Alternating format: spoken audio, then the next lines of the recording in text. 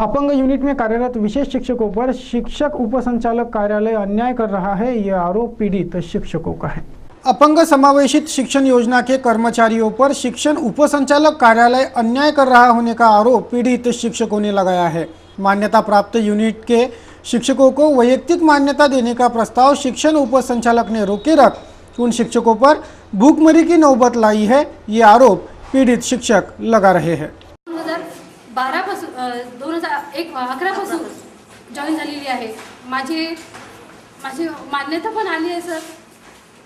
माझा 3 महिन्याचा पगार निघाला आहे सर। पण आता आम्हाला रामपाल सरांनी सांगितलं की आता सांगितलं की तुमचा आदेश काढून टाकण्यात आला आहे म्हणून। आमची संघटना पण आहे सर। प्रत्येक जण आपापल्या परिस्थिती आहे सर। कोणी काही घरचं झालं पुरेलं नाही आहे असं असतं तर आम्ही कशाला सर्व्हिसमध्ये लागलो असतो। मी आमची कळकळीची शासनाने विनंती आहे की आमच्याकडे दयेची नजरेने पाहण्यात यावं। आम्ही मान्यता आमच्या घरून तर नाही आणले, शासनाचा आमच्याकडे सगळं आहे सर। सर्व्हिस किती वर्ष झाली? सर्व्हिस किती? तिसरं वर्ष चालू आहे सर सर्व्हिसचं। 3 महिन्याचं 1 डिसेंबर 2009 पासून काम करतो आहे। सदर प्रकरणाच्या संदर्भात वैयक्तिक मान्यता घेतली होती। त्याचा प्रोबेशनरी पिरियड पूर्ण प्रशिक्षण कालावधी पूर्ण करून झालेला असताना इथं पुढील नियमित मान्यतासाठी प्रस्ताव रीतसर दाखल केल्यानंतर तब्बल मला 6 महिने तर या माझ्या भगिनींना काही बंधवांना 1 वर्ष झालेलं आहे आणि त्या संदर्भात त्रुटीच्या संदर्भात आम्हाला कळवण्यात आलं दिवाळीच्या तेवढ्यात म्हणजे साधारणतः 8 महिन्यानंतर त्रुटीचे पत्र आम्हाला या कार्यालयातून प्राप्त झाले। त्रुटीचे पत्र प्राप्त झाल्यानंतर आम्ही लगेच दुसऱ्या दिवशीच ते त्रुटी पूर्ण केली। त्यानंतर राज्य सरकारनं 25 नोव्हेंबर 26 नोव्हेंबर या दिवशी पटपडताळणी राज्यभर पटपडताळणीचा कार्यक्रम आयोजित केला। त्याचा निर्णय त्याचा अहवाल आता ते समोर आणतायत। परंतु आमचं म्हणणं हे आहे की या कार्यालयात आम्ही तब्बल 1 वर्ष अगोदर वैयक्तिक मान्यतेचे प्रस्ताव टाकलेले आहेत आणि या कालावधीमध्ये आमचं वेतन बंद आहे। जर 12 महिन्यापासून कोणाचं वेतन बंद असेल 10-12 महिन्यापासून तर काय परिस्थिती असेल, प्रत्येकाची काय अवस्था असेल याची काळजी न घेता या कार्यालयाला आम्हाला काहीच सहकार्य नाही केले। तर यांना इन्स्पायर अवॉर्ड महत्त्वाचं होतं, विज्ञान प्रदर्शनी महत्त्वाची आहे, राज्य पातळीची आम्हाला आयोजित करायची आहे, बरीचशी कामं आहेत पण आम्ही गेलो इकडं वाऱ्यावर। आता आम्ही उपाशी मरावं काय, याच्या विज्ञान प्रदर्शनीत जाऊन टाळ्या वाजवावं उपाशी पोटानं, हा मोठा प्रश्न आहे।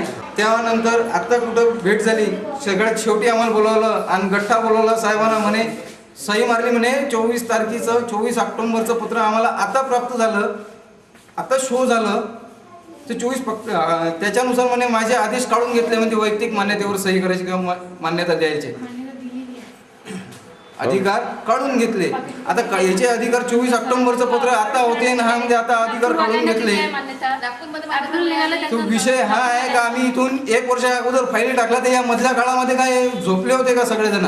आणि उद्या आज जर आम्ही उपाशी मरतोय, उद्या जर आम्हाला त्याच्या संदर्भात मरावं लागलं तर याचा जबाबदार कोण राहणार आहे? मागील बरेच दिवसापासून वैयक्तिक मान्यतेकरता आम्ही या उपसंचालक कार्यालयाशी संपर्कात मी आहे, परंतु कुठल्याच प्रकारची त्यांनी त्याच्यावर कारवाई न करता मागील 3 दिवसापासून आम्ही ते सकाळी 10 पासून तर संध्याकाळी 5 पर्यंत बसत आहे, परंतु कधीही माननीय उपसंचालक राम पवार सर यांची आणि आमची भेट झालेली नाही आहे। परंतु आज जेव्हा 15 जानेवारी 2014 रोजी संध्याकाळी 8 वाजता त्यांची आमची भेट झाली, तेव्हा त्यांनी ज्या फायली मागील 1 वर्षापासून इथे पेंडिंग पडलेल्या आहेत, काही फायली त्याच्यामधल्या गहाळ झालेले सांगत होते, परंतु ह्या सर्व फायलीची जर माहिती विचारली आम्ही त्यांना वैयक्तिक मान्यतेविषयी जेव्हा त्यांना विचारले त्यावेळी ते आम्हाला 24 ऑक्टोबर रोजी जो शासनाने निर्णय घेतला वैयक्तिक मान्यता उपसंचालकामार्फत न देण्याचा, ते आम्हाला पत्र दाखवत आहे। परंतु ह्या सर्व वैयक्तिक मान्यता 1 वर्षाच्या आधीपासूनच्या आहेत आणि त्या संदर्भात त्यांनी 2 दिवसाआधी आम्हाला आश्वासन दिले होते की या संपूर्ण फायली मी 2 दिवसामध्ये तुम्हाला संपूर्ण वैयक्तिक मान्यता प्रदान करतो। परंतु आता आम्ही त्यांना भेटलो 2 दिवसानंतर, तर ते सांगत आहेत की हे आदेश माझ्याकडून काढण्यात आलेले आहेत, त्याच्यामुळे हे मान्यता मी देऊ शकत नाही। परंतु आमचे स्थानिक लेवलचे प्रशासकीय अधिकारी माननीय उपसंचालक राम पवारजी असल्यामुळे आम्ही त्यांना सांगितले की आमचे प्रशासकीय अधिकारी या नात्याने आम्ही तुमच्याचकडे येणार आहे. आम्हाला संचालक साहेबांशी काही घेणं देणं नाही. उद्या हे सर्व शिक्षक घेऊन आम्ही इथे आत्महत्या करण्याचा प्रयत्न करू. त्याच्या सर्वशी जबाबदार माननीय उपसंचालक राम पवार राहतील आणि या सर्वांच्या खिशामध्ये सर्वजण चिठ्ठ्या लिहून ठेवणार आहे. महानगर पालिका अमरावती की ओर से राष्ट्रीय पल्स पोलियो अभियान के तहत 19 जनवरी और 23 फरवरी को लसीकरण अभियान चलाया जाएगा। भारत पोलियो मुक्त हो गया है, ये इसी लसीकरण अभियान की देन है। आगामी 19 जनवरी और 23 फरवरी को इस लसीकरण अभियान में शहरवासी अपने अपने बच्चों को पोलियो का टीका जरूर लगवाएं, ये जाहिर अपील की जा रही है। राष्ट्रीय पल्स पोलिओ लसीकरण मोहीम ही आपल्या संपूर्ण भारतामध्ये दिनांक 19 जानेवारी 2014 आणि दुसरी फेरी 23 फेब्रुवारी 2014 या 2 दिवशी व्यापक लसीकरण मोहीम राबवल्या जाणार आहे। त्याच्या अनुषंगाने अमरावती महानगरपालिका आणि सार्वजनिक आरोग्य विभागाच्या अंतर्गत आज टास्क फोर्स समितीची सभा इथे आपण संपन्न झालेली आहे आणि या समितीच्या सभेमध्ये दिनांक 19 जानेवारी आणि 23 फेब्रुवारी 2014 रोजी ही व्यापक लसीकरण मोहीम हाती घ्यायची आहे। त्याच्या नियोजनाबद्दल आढावा घेण्यात आलेला आहे। त्या आढाव्याच्या अनुषंगाने आपली टोटल लोकसंख्या ही 6,89,178 आहे आणि आपल्याला उद्दिष्ट जे आहे जे पल्स पोलिओ लसीकरण 0 ते 5 वर्ष वयोगटातील मुलांना आपल्याला लसीकरण करावं लागते। नवजात अर्भक असलं नुकतं जन्माला आलेलं तरीसुद्धा त्याला द्यावं लागते। अशा पद्धतीने जवळपास आपल्याकडे 64,875 टार्गेट आहे आणि याच्या अनुषंगाने आपल्याला किती बूथ आवश्यक आहेत, किती ट्रान्झिट कॅम्प्स आवश्यक आहेत, किती ट्रान्झिट बूथ आवश्यक आहेत, किती साधनसामग्री मनुष्यबळ आवश्यक आहे याचा आढावा घेण्यात आलेला आहे। आणि त्याच्या अनुषंगानं सांगायला आनंद वाटतो की अमरावती महानगरपालिका दरवर्षीप्रमाणे ह्याही वर्षी आम्ही सुसज्ज आहोत आणि अशा पद्धतीची पल्स पोलिओ लसीकरण मोहीम आपण चांगल्या पद्धतीने राबवू। मला सर्व पालकांना आणि सर्व नागरिकांना अमरावतीच्या विनंती करायची आहे आणि आवाहन करायचं आहे की त्यांनी आपल्या घरामध्ये 0 ते 5 वर्ष वयोगटाचं बाळ असल्यास न चुकता यापूर्वी कधीही आणि कोणताही पल्स पोलिओ लसीकरणचा डोस दिलेला असला तरीसुद्धा त्यांनी संबंधितांना आपल्या जवळच्या नजीकच्या पल्स पोलिओच्या बूथवर नेऊन न चुकता पल्स पोलिओचा डोस पाजावा असं नम्र आवाहन मी करतो आहे, नम्र विनंती करतो। अब देखते हैं कुछ और महत्वपूर्ण खबरें। नांदगांव पंचतारांकित MIDC के प्रकल्पग्रस्त ने जिलाधीश को निवेदन पत्र सौंपकर पुनर्वसन की मांग दोहराई। सन 1995 में भूमि का अधिग्रहण हुआ, वहां MIDC बनी, लेकिन वर्ष 2014 शुरू होकर भी पुनर्वसन की कार्रवाई नहीं की गई। ये तो सरासर धोखाधड़ी है, ये शिकायत पीड़ित किसानों की है। आमची 1994 मध्ये औद्योगिक विकासाकरता शासनाने जमीन संपादित केली, परंतु 1994 पासून आतापर्यंत शेतकऱ्यांना जो योग्य मोबदला मिळाला पाहिजे त्या जमिनीच्या बाबतीत तो अजूनपर्यंत मिळाला नाही। त्यामुळे त्यांनी आश्वासन दिलेले होते की तुमच्या एका मुलाला आम्ही नोकरीवर सामावून घेऊ, पण अजूनपर्यंत त्यांना अजूनही नोकरी मिळाली नाही। आणि म्हणून आमचे म्हणणं आहे की ज्याप्रमाणे तुम्ही शेतकऱ्यांना आश्वासन दिले होते की तुमच्या मुलांना नोकरी देऊ, परंतु नोकरी न मिळाल्यामुळे हतबल झालेल्या शेतकऱ्यांनी त्यांच्या मुलांना दरमहा 30,000 रुपये 1994 पासून त्यांना मानधन देण्यात यावे। जी जमीन उद्योगासाठी घेतली पण ते 19 वर्षापासून अजूनपर्यंत त्या ठिकाणी एकही उद्योग निर्माण झालेला नाही। त्यामुळं शेतकऱ्यावर आज उपासमारीची पाळी निर्माण झालेली आहे। हतबल झालेल्या शेतकऱ्यांनी लोकन्यायालयामधून जो निर्णय दिलेला तो मान्य नसताना शासनाच्या आणि प्रशासनाच्या दबावामुळे हतबल झालेल्या शेतकऱ्यांना त्यांना ते कबूल करावं लागलं, पण तो आम्हाला मान्य नाही।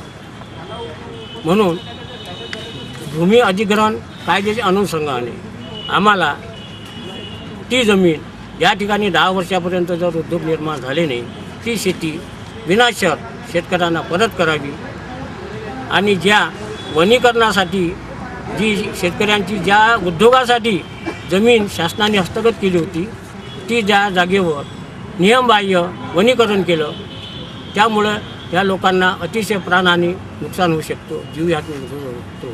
आणि म्हणून आम्ही माननीय कलेक्टर महोदयांना विनंती करतो की आम्हाच्यावर जो शेतकऱ्यावर जो अन्याय झालेला त्या अन्यायाला वाचा फोडण्याकरता आणि शेतकऱ्यांना न्याय मिळवून देण्याकरता आम्ही अशी गुहार आम्ही कलेक्टर साहेबांना म्हणू. आणि कलेक्टर साहेबांनी सांगितलं की तुमचं निवेदन आम्ही वर पाठवू आणि याच्यावर आम्ही कारवाई करू.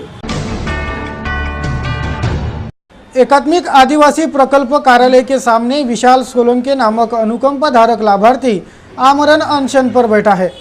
गुरुवार से इस आमरण अनशन की शुरुआत हुई.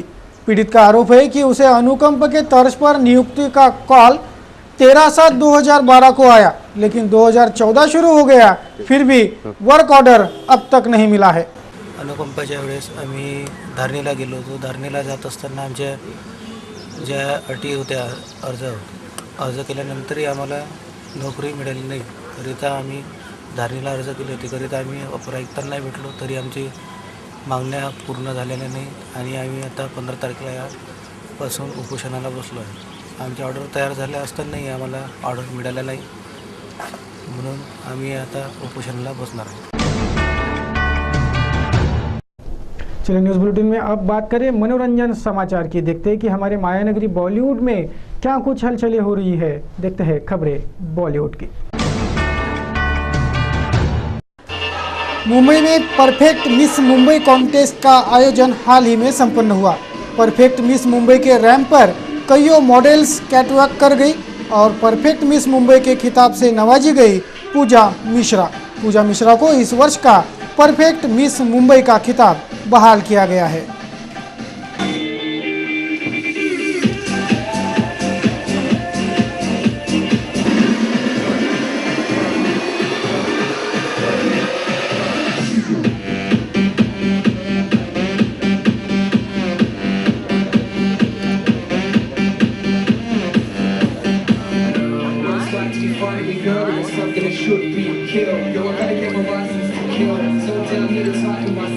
If I spend the right time in the field, then I know that I'll find the thrill. No more fear is inside of us. No one's here gonna apply to us. Let it be.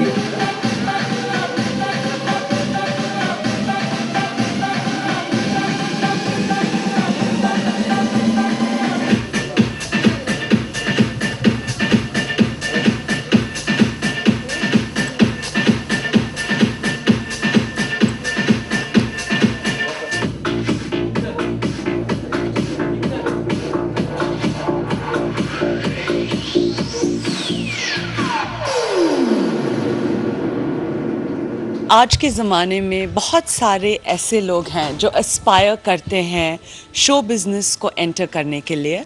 And I think that Perfect Miss Mumbai is the perfect platform for aspiring students and models to take center stage and show us their talent. क्योंकि जो winner है उसे automatically बहुत सारी assignments मिलने वाली हैं industry में. तो ये एक ओपन इनविटेशन है परफेक्ट वुमन मैगज़ीन और हमारी ओर से आप सबको कि please come and participate in this pageant. अपना टैलेंट हमें दिखाइए and if you got what it takes then we'll make you a star. सबसे पहले तो मैं जीसीसी मुंबई और परफेक्ट मिस इंडिया 2014 जो अभी होने वाला है प्रोग्राम, उसके लिए बहुत सारी मुबारकबाद देना चाहता हूँ. और इन सभी बच्चियों को इसमें से जो भी इस रैंप पे चुन के आए उनको दिल से मुबारकबाद है. इन सबको नए